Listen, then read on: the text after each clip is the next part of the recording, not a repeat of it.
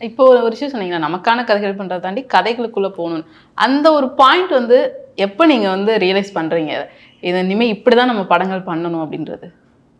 ம், நான் அயோத்தி பண்ணும்போதே அது அவசரமாக பண்ணிட்டேன். அதுக்கு ஓகே. முக்கிய காரணம் அயோத்தி சப்ஜெக்டே அதை ம். சூஸ் பண்ணுறதே அதுக்கு தான்.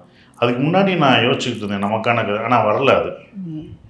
ஸோ அவங்க பார்த்தது சுந்தரபாண்டியன், குட்டிப்புலி ஆமா. இந்த மாதிரி தான். அவங்க கதை எழுதும் போதும் அப்படி தான் எழுதுவாங்க.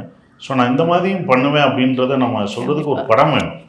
நம்ம சொல்லிட்டு ஆ. இருக்க முடியாது. நமக்கு அதுக்கான எக்ஸாம்பிளாக சில படங்கள் இருந்தால் தான் ஸோ இதுவும் பண்ணுவாருன்ற விஷயம் தோணும்.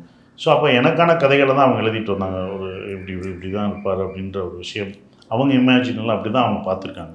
ஏன்னா நம்ம நம்ம எந்த ஃபங்க்ஷனும் போகிறதில்ல, எந்த ம். இதுக்கும் போகிறதில்ல.